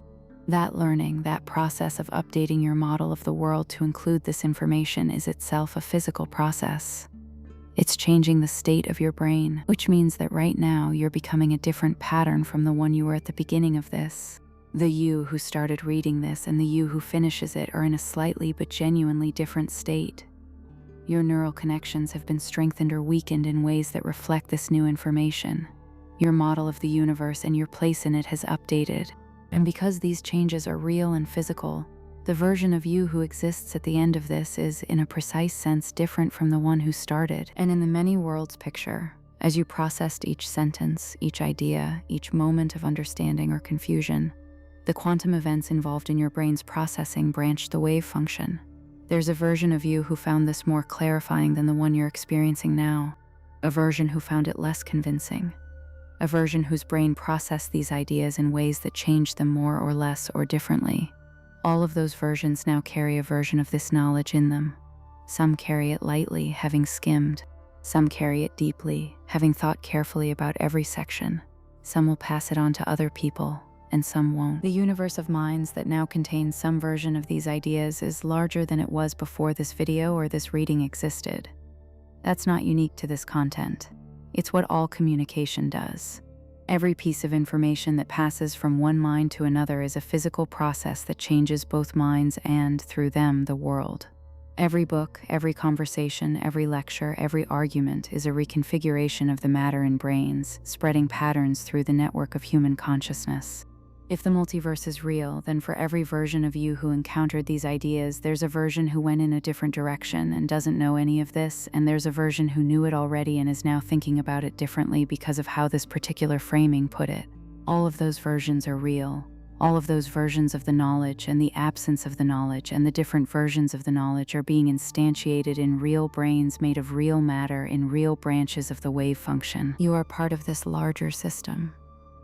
Whether you think of yourself that way or not, your mind, your particular configuration of conscious experience and knowledge and memory, is a node in a vast network of minds. And that network extends, in the multiverse picture, not just across the human population of Earth, but across all the instances of all the people who have ever thought, in all the branches and regions where they exist. Before we get to the question of whether any of this is terrifying, let's take a moment with something that might help. Because the idea that we are not unique, that our matter and our patterns are not singular, is not actually new. It's just new at this scale. Look at the stars.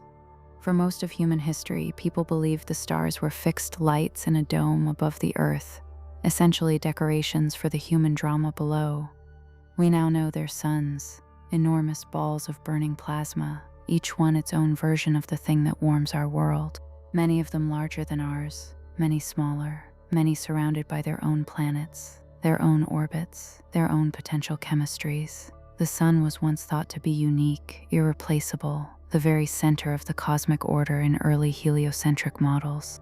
Then we found out it's one of about 300 billion stars in the Milky Way alone. About 300 billion. If you counted one star per second, you'd need around 9,500 years to count all the stars in our galaxy. Then we found out that the Milky Way is one of perhaps 2 trillion galaxies in the observable universe.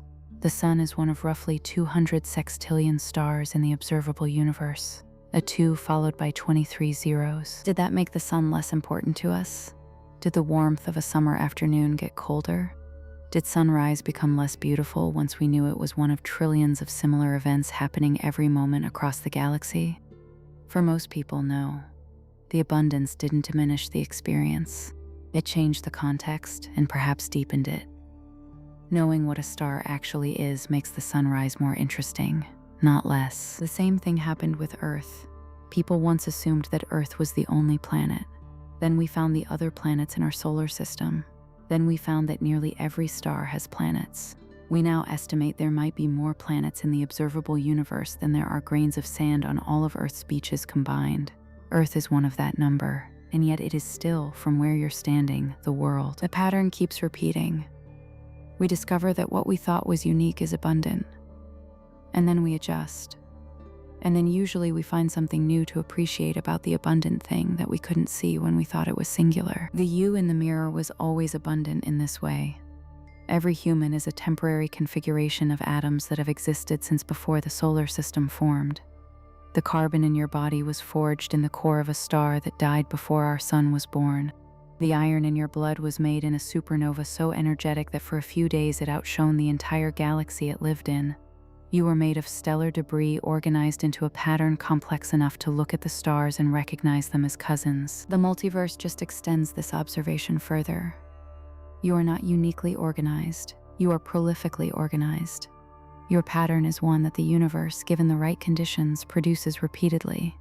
That's not a diminishment, that's a feature of what kind of thing you are. The title of this exploration used the word terrifying, and it's worth asking honestly, is this terrifying? When you sit with all of it, the infinite copies, the branching, the mathematical multiverse, the possibility that your uniqueness is a kind of practical fiction rather than a deep feature of reality. What is the actual emotional texture of it? For some people, it genuinely is unsettling. The loss of uniqueness feels like a loss of meaning. If infinitely many versions of you exist, then nothing you do is truly yours alone. If the good things you do are done by infinitely many of you, they're not special. If the bad things you do are also done by infinitely many of you, they're not your responsibility. The whole structure of moral self-assessment seems to require a singular you who is truly the agent of your actions. But here's something interesting. Most of the things that give life meaning don't require cosmic uniqueness. The love between two people is real and specific even if identical configurations of those people exist elsewhere. The satisfaction of solving a difficult problem, the beauty of a piece of music, the warmth of a shared meal, none of these require that no one else is having the same experience simultaneously. In fact, we know right now that many people are having the same or similar experiences, and it doesn't diminish the experiences we have. The person sitting in a different city reading the same book you're reading right now is having an experience similar enough to yours that you'd recognize it as a cousin of your experience. That doesn't make your reading of the book less real or less valuable. It just means the book is doing something for multiple people simultaneously.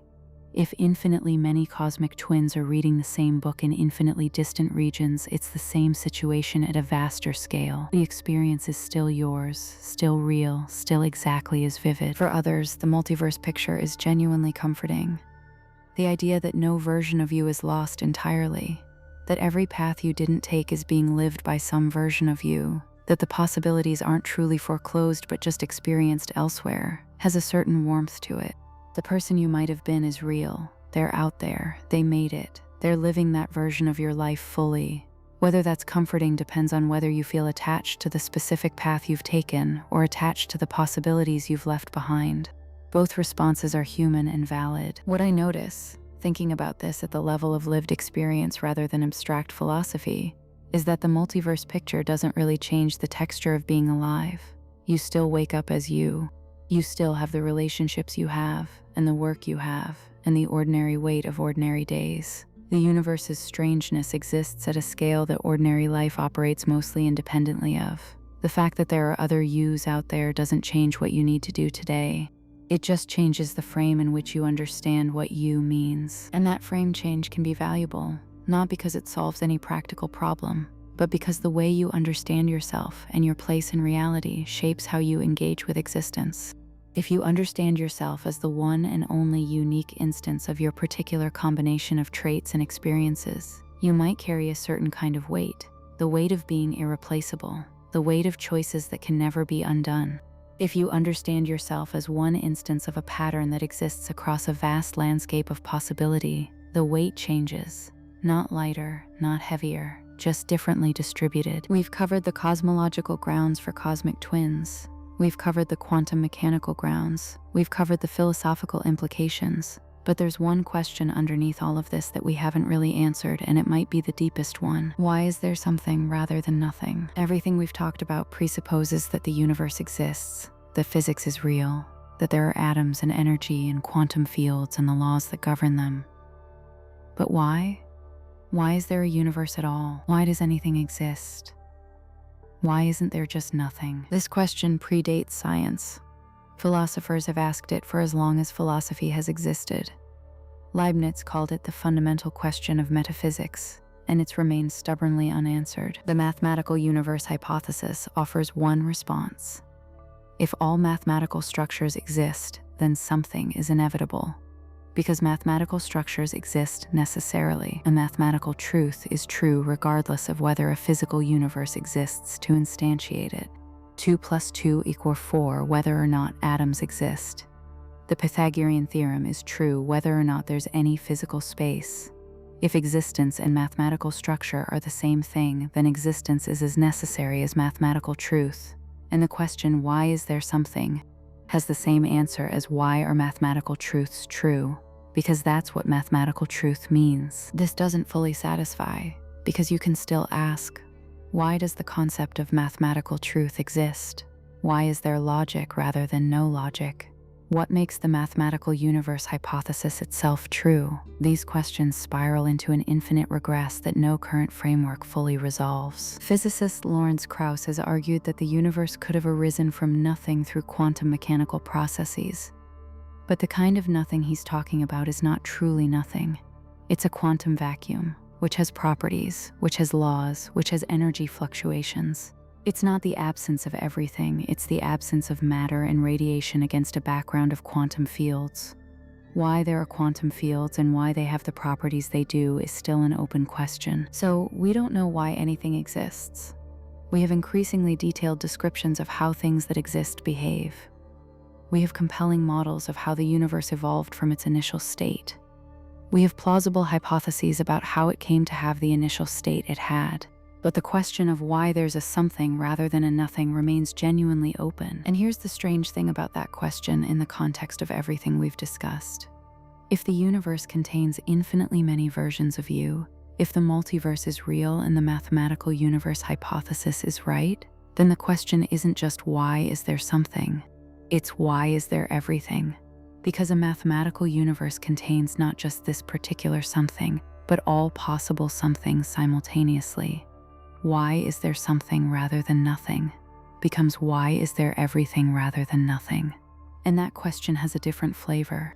It's less like asking why a specific coin landed heads and more like asking why probability exists. We don't have an answer to that, but knowing that's the right question to ask is something. Here's something that doesn't get enough attention in conversations about the multiverse. Time. We've been thinking mostly about the spatial distribution of cosmic twins, about how far away another you might be in an infinite universe. But time matters too, and the timescales of cosmology are so extreme that they change the picture in important ways. The universe is about 13.8 billion years old. 1 billion years is so long that it's nearly impossible to feel. Every second that has passed since you were born, every minute of sleep and work and conversation and waiting and thinking is a tiny fragment of a single year. 1 billion of those years is 1,000 million of them. If the entire history of Earth were compressed into a single 24-hour day, modern humans would appear in the last 2 seconds before midnight, and the universe will likely continue for far longer than it's been running. Current estimates for the lifespan of the universe before all stars have burned out put it at about 100 trillion years. That's about 7,000 times longer than the universe has already existed. 100 trillion years from now, the last red dwarf stars will be guttering out. After that, there's the degenerate era, when white dwarf remnants cool slowly over trillions more years. Then the black hole era, when black holes dominate and slowly evaporate over timescales that make 1 trillion years look like a morning. Hawking radiation will evaporate even the largest supermassive black holes over something like 10 to the 100th power years. That number, 10 to the 100th power, is called a googol. If you counted 1 atom per second since the Big Bang, you'd have counted about 400 septillion atoms, which is roughly 1 trillion times less than a googol. What happens after that? We don't know. But if the universe persists indefinitely, if dark energy continues to drive expansion but doesn't eventually reverse or change character, then what's left is an increasingly cold, dark, expanding void. And in that void, over truly astronomical timescales, random quantum fluctuations continue, including the kinds of fluctuations we talked about when we discussed Boltzmann brains. But there's another dimension to time in the multiverse picture. In eternal inflation, new pocket universes are constantly being generated. The process has no known end. Pocket universes with physics like ours continue to form, continue to develop galaxies and stars and planets, and the conditions for life, long after our own pocket universe has grown cold and dark. In fact, since inflation has been going on for as long as it's been going on, and since it generates new pockets constantly, the number of pocket universes that will ever exist, if eternal inflation is real, is not a number at all. It's a diverging infinity. More pockets are added every moment, forever. Each with its own Big Bang, its own history of stars and planets, its own versions of you. Time, then, is not just a direction from past to future in our universe. In the full multiverse picture, time might be the medium through which new universes are constantly generated, each one starting its own clock, each one running its own history. Our universe's clock is about 13.8 billion years in. Somewhere out there, another pocket universe's clock started 1 second ago. Another started before our universe began. Each of those universes has its own relationship to time, its own sequence of events, its own moment that corresponds to right now for whatever forms of consciousness it contains. The multiplicity of yous is not just a spatial fact, it's a temporal one. The pattern that gives rise to you is not just widespread through space, it's being generated again and again through the ongoing process of cosmic creation, in new universes, at new moments, in new histories. You are not just one instance in a vast space, you are one moment in a vast ongoing generation of reality. That might be the part that stays with you longest, that the creation of new universes, new histories, new versions of everything that exists, might not be something that happened once 13.8 billion years ago and stopped. It might be something that's happening right now and will continue to happen, producing new versions of the conditions for life and eventually new versions of the specific patterns that make consciousness possible indefinitely. In which case the universe is not growing old, it's growing. The physics of the multiverse is not finished. It's in active development in several directions, and the next few decades could change the picture significantly in either direction. On the observational side, the next generation of cosmic microwave background experiments will map the radiation with higher precision than ever before. The CMB-S4 experiment and the Simons Observatory are planned to map the polarization of the CMB with a sensitivity that could detect gravitational waves from the inflationary period. If those gravitational waves have the right properties, they could confirm specific models of inflation and give us better constraints on what happened in the very early universe, including whether inflation is the eternal kind. Space-based gravitational wave detectors, particularly the planned LISA mission, which should launch in the 2030s, will observe gravitational waves from sources across cosmic history. These observations could reveal things about the very early universe that are currently hidden from light-based telescopes. The universe was opaque to light for its first 380,000 years, but it was never opaque to gravitational waves. If we can detect gravitational waves from the inflationary epoch, we can look back further than any telescope has ever seen. On the theoretical side, quantum gravity, the marriage of quantum mechanics and general relativity, remains one of the central unsolved problems in physics. String theory is one approach, loop quantum gravity is another. Several others are being actively developed. A successful theory of quantum gravity might give us a much clearer picture of what happened at the Big Bang and before, what determines the initial conditions of the universe, and whether those initial conditions are part of a larger structure. Progress in our understanding of complexity and consciousness might also be relevant. If we develop a much clearer scientific account of what consciousness is and what physical conditions are necessary and sufficient for it, we'd be better equipped to reason about whether the many versions of you in the multiverse would actually be conscious. This connects to what philosophers call the hard problem of consciousness, and it's one of the most active and contested areas of both philosophy and neuroscience. The development of quantum computers, which are now becoming real and practical rather than purely theoretical, might also contribute. Quantum computers work by harnessing quantum superposition and entanglement to perform calculations. If many worlds is real, then quantum computers are in some sense performing computations across multiple branches simultaneously. The fact that they work and the ways they work might provide indirect evidence about the structure of the quantum world and the plausibility of the many branches picture. None of these developments is guaranteed to resolve the multiverse question definitively.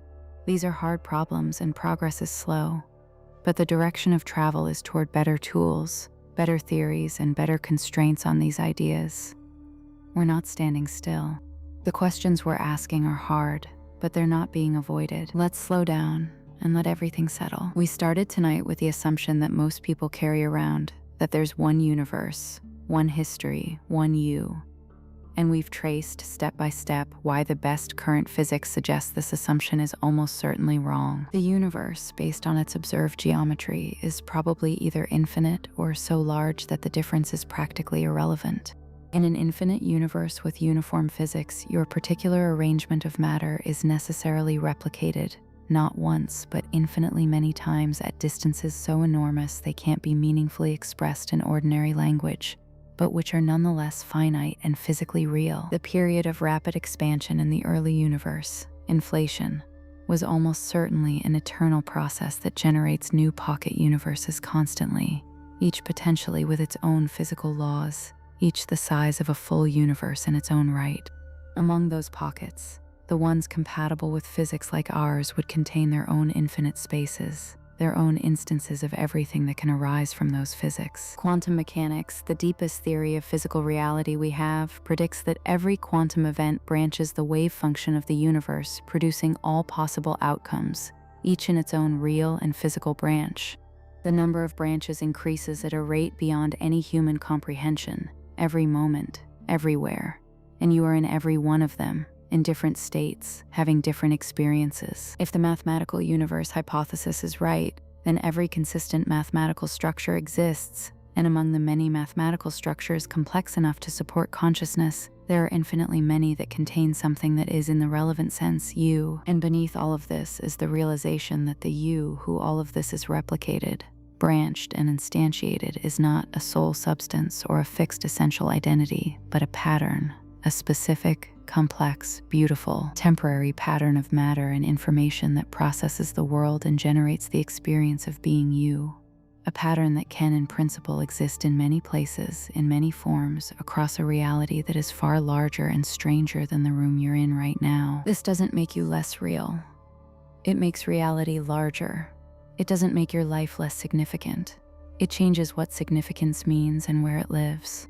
It doesn't answer the deepest questions: why anything exists, what consciousness is, what the ultimate nature of reality is, but it reframes them. It puts them in a context that no previous generation of human beings had access to. You are standing at a moment in history when the conversation between physics and philosophy and human self-understanding is at one of its most intense points. The questions being raised now about the structure of reality, about the nature of the self, about the scope and boundaries of existence, these are questions that will shape how human beings understand themselves for generations. You are part of that conversation. Just by thinking about these ideas, you are contributing to the living process by which human understanding grows. And there are infinitely many versions of you right now having the same thought, each of them feeling as you feel that they are the one having it. We've come a long way from the opening question. We started with the simple possibility that there might be another you out there. We've traced that idea from the basic geometry of an infinite flat universe, through the physics of eternal inflation, through the many worlds interpretation of quantum mechanics, through the mathematical universe hypothesis, and through the philosophical territory of identity, consciousness, free will, and meaning. The picture that emerges is one of extraordinary abundance, not a universe of scarcity, where existence is rare and precious by virtue of being singular, but a universe of unimaginable plenitude, where everything that can exist does exist, where every possible story is being told, where the pattern that is you is not a lonely singularity in a void, but one of an infinite family of instances spread across a reality larger than thought can reach. Is this terrifying? Maybe. At first, the loss of cosmic uniqueness feels like it should be a loss of something important. But think about what's actually being taken, not your experiences, not your relationships, not your specific branch of the story. those are all still yours, as real and vivid and present as they've ever been. What's being taken is only the illusion of a kind of uniqueness that was never actually there. The uniqueness you really have, the specific texture of this life in this branch, is real and yours, and no less valuable for having counterparts elsewhere. And what's being added is something worth sitting with, a connection to the full scope of what exists, an understanding that the rules of nature, faithfully followed, produce you. Not because nature was aiming at you, not because you're special in any privileged sense, but because the same physical laws that make stars and planets and mountains and oceans and the emergence of life also make, inevitably, patterns as complex and aware as the one you are. In an infinite universe, that was always going to happen. The fact that it happened here, in this version, in this branch, is not luck. It's arithmetic. You exist because matter organized itself to sufficient complexity in a universe with the right physical constants at the right point in cosmic history, and produced something that can look back at the universe and ask why. That process has happened infinitely many times in infinitely many places, and is happening right now in ways you'll never see. But this version, the one you're in, is the one you get to experience. The one that is, from the inside, everything. That's not a small thing. That's not a diminished thing. That might be the largest thing we can say about what you are. The questions this raises don't end here. They multiply. If infinitely many versions of you exist, each equally real and conscious, what does that tell us about the nature of consciousness itself? Is consciousness a single thing that many instances share, or is each instance its own separate consciousness? And if it's its own separate consciousness, is there something to the experience of being conscious that isn't captured by the physical pattern, something that each instance has alone? That question, about what consciousness is and whether it's something more than its physical substrate, connects to everything we've discussed tonight and opens into territory we've barely begun to map. And that might be exactly where we should go next. If tonight raised more questions than it answered, the next video right here goes deeper into what consciousness actually is, why it remains one of the hardest unsolved problems in all of science, and what the answer might mean for everything we've talked about tonight. Thank you for staying. I genuinely hope something here landed in a way that stays with you.